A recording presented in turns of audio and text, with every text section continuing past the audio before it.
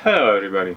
In the year of our Lord 1993, and I'm not mentioning that solely because that was the time when I was much higher on hope and much less on existential dread, Team Bianchi has presented during the Paris-Roubaix race, which I'm sure most of you are familiar with. They have presented the bike which you see on the screen, and they've been following this trend for I think 3 or so years.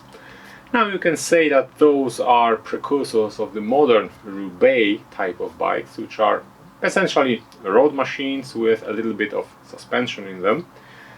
And I'm mentioning that for no particular reason, I just thought this is going to be a nice segue for the topic of this video, which is this.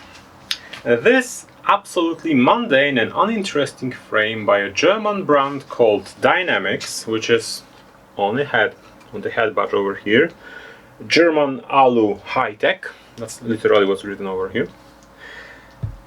This frame I have purchased for a hefty sum of equivalent $70 or something like that, and I tend to turn it into a bicycle that comes from a timeline in which, well, the Bianchi bikes I have shown you before are actually the norm, and the Freds and Velophiles are seeking for their margarine gains by modifying something like this to be more aero and whatnot. In reality, I want to build a time trial bike out of this. From the first glance, you can already see that this frame is quite a bit dated. First of all, thankfully it's 1 1/8 head tube, and unfortunately it's 27.2 seat tube. Unfortunately I don't have a seat post in this size, so I'll have to buy something from Zoom, obviously. And the shock here shows you that this frame wasn't a high-end product anyway, because that's a very simple, I think it's oil dumped but not adjustable in any way. Anyway, it's a coil shock, it's a very simple one, so this was a very budget bike. And to make matters worse, there is no disc brake mount, and I'm going to be using disc brakes, so I'm going to need an adapter, which I already bought from AliExpress. Anyway, the bottom bracket is a standard BSA 68mm. I don't know what is the travel of this bike, and the shock I'm going to replace with this DT Swiss unit I have from my cross-country bike. This was the stock shock on that particular frame, and this starts to be a little bit of a problem. Well, not really a problem, but something to consider. This shock is 175mm long. I don't know what's the stroke. This one is 165mm shock, so if I'm going to be replacing this one with this one, the frame is going to squat, and possibly the travel of the frame is going to be reduced. Now, this will lower the bottom bracket, and it might make the frame geometry a little bit funky. However, in my particular case, I want the bottom bracket to be really low, and I'm going to be using a really low fork, so this is actually something I want. You know, I'm going to replace this right away. And done. For the keen-eyed among you, I have also removed the V-brake pivots. I'm going to use this Chinese adapter for the disc brake mount, and at some point in the future I'm probably going to file these away and allow the healing to commence. Anyway, you know, it just occurred to me that I could possibly fill this hole here with something in the name of aero. This is going to be a time trial bike after all. Anyway, I also am going to replace the headset with this thing. This headset, which is a collection of random parts from my parts box, or one of my parts box. And I would like to preface this, or the next bit of this video, is that I have recorded the previous part 3 days ago and I completely forgot what I was about to say. So in order to avoid this, well, ghastly mistake, I wrote myself a script. Anyway, let us start by establishing 3 rules which I'm going to roughly follow for this build. Rule number 1, use what I have. I've got, as you have already heard, quite a few parts boxes. You can see them in the background, and I've got even more in other places. So I need to use what I have. The second rule is, if I don't have something, I'm going to buy it used on a local market, unless I can't buy something or the price is simply ridiculous, in which case I'm going to simply purchase stuff from China. And obviously not the premium stuff, but the cheap or cheap-ish things. Obviously there is a level of junk I'm not willing to stoop to, so no screw-on freewheels or something like that. So totally randomly I just spent 20 minutes faffing with this adapter, even though I was supposed to do it later. However, since we already have this unknown frame from unknown place with an unknown value of suspension travel, which was already changed because of a different shock, I think it's going to be perfectly complemented by this fork, which was so far sitting inconspicuously, very difficult word, in the background. This is a fork which I have already featured on the channel. It was precisely the same fork which I have presented doing the comparison video between this and the metric, and in order to fit this particular build I have already lowered it to about 60 millimeters of travel, although considering how this fork is set up it's much closer to 40. However, the goal was to lower the axle to crown height of this fork from 500 to 440, which in conjunction with a shorter shock should lower the bottom bracket of the bike to more road-ish value. I'm aiming for about 30 centimeters, even though 28-29 is a typical value for a road bike. However, this has suspension, so it needs to be a little higher. Anyway, aiming for 30 centimeters, we'll see what I'm going to get. With the issue of the frame and fork out of the way, let's discuss what I'm going to be rolling at. And by the force of the fact that I already had them, I'm going to be using these 27.5 inch wheels. The front one, this one is a Shimano XT front hub, which has been converted from 20mm through axle to a 50mm through axle, which is going to match the fork perfectly. The front rotor here is 223mm in diameter. I'm going to be discussing this a little later. And the rim is a Dartmoor Raider, which has a 24mm inside width and 28mm or 29mm on the outside. Generally speaking, the wheel is kind of heavy. The wheel set weighs in about 2,300 grams. So if you are a weight weenie, you might have had an aneurysm right now. Anyway, this is the rear wheel, currently with an 1123 cassette, because, you know, time trial, and 150mm rotor on the back, and a Shimano Saint cassette hub, obviously, to finish the job. If this cassette proves to be too small, I have already purchased an 1130 cassette from China. So, the problem I have with the wheel set is that currently they sport a Schwalbe Road Cruiser, Carrier, Schwalbe something, semi-slick tire, which came from a different bike.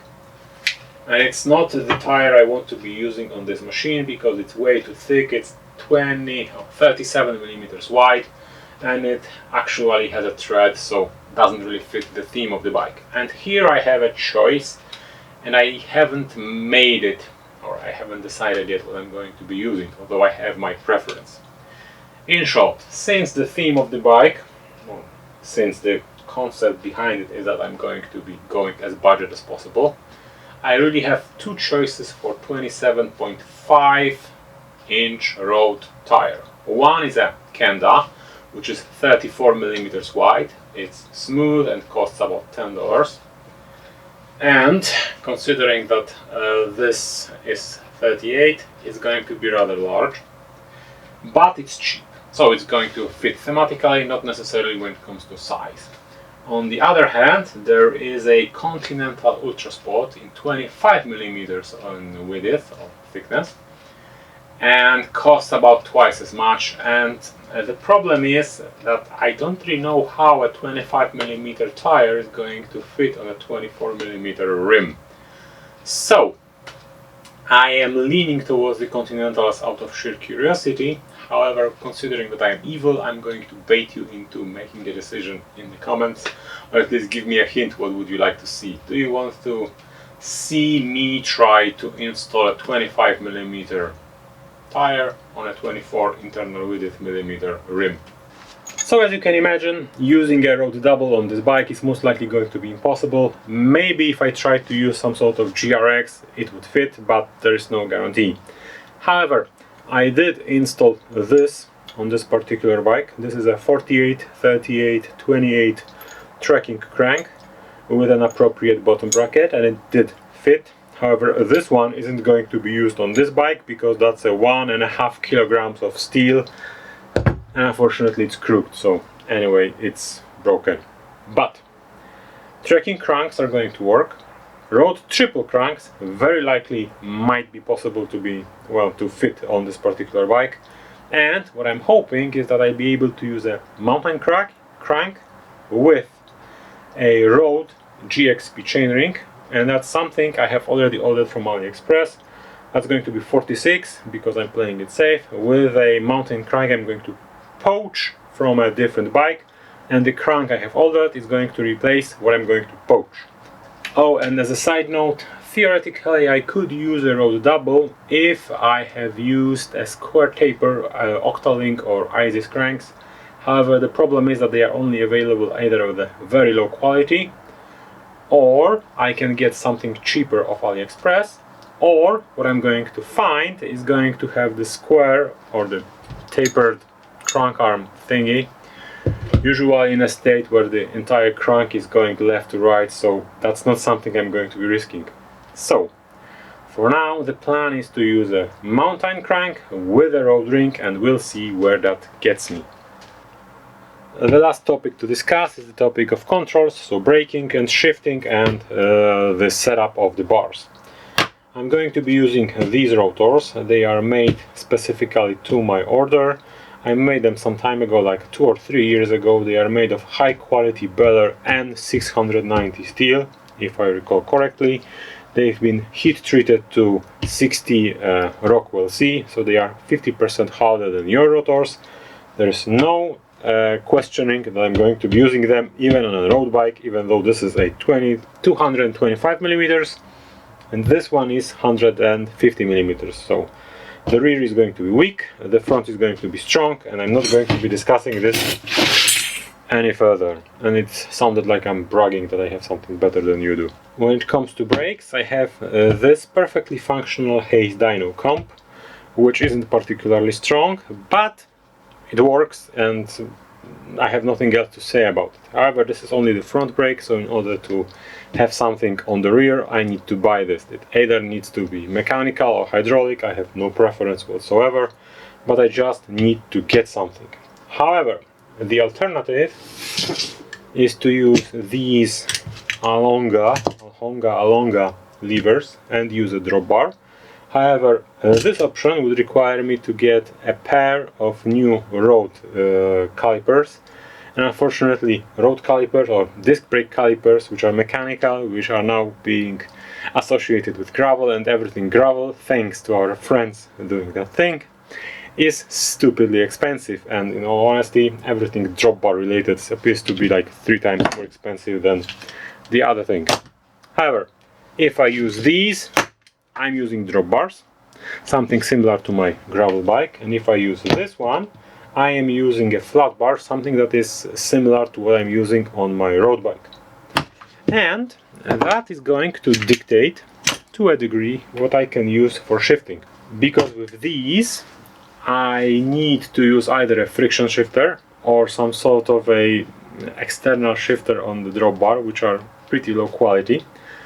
Although for the memes I can use, I guess, a friction shifter on a down tube, because why wouldn't I? Or I have these new XT shifters, which I can mate with a little bit of filing and violence to these Matchmaker clamps, and I bought them specifically for this purpose, but I still haven't found a reason to do this conversion, so it's been lying in my parts box for the last 2 years or something like that. And if I went with these, I'd be limited to this unholy concoction of an XTR derailleur and a Z cage with Sensa pulleys, which I essentially, well, I made this thing out of other people's trash. Anyway, if I go for friction shifting, I can use this OG 800 series Shimano Saint, which I bought new old stock and barely used, or I can use my Shimano Caprio rear derailleur. As I think I mentioned, if I go for the Haze, I need a new rear brake and I need bars, bar ends and aero bars, but then I can use the quality XT shifters, even though I need to finesse my way into matching them to the Matchmaker clamps. If I go for the Alonga reverse, I'm going to be required to buy a new set of road compatible disc brakes, which is going to be pretty expensive, or more expensive than mountain calipers. I don't think that's really a problem, but whatever. And I'll be able then to use drop bars, and I'll need to buy some aero bars as well. And in either case, I'll probably need to buy, well, I'll need to buy a seat post because I don't have one, and I'll need to buy a new stem because I think that this fan Strige is too short. Anyway, without mumbling any further, I hope you've been entertained. If you have some ideas what to do with this bike, I'm all ears, because as you can imagine, I consider this to be a practical joke to a degree. Maybe I don't. Anyway, I hope to see you on the next one, which hopefully is going to be riding this thing, which is currently disassembled on the floor. There. See ya.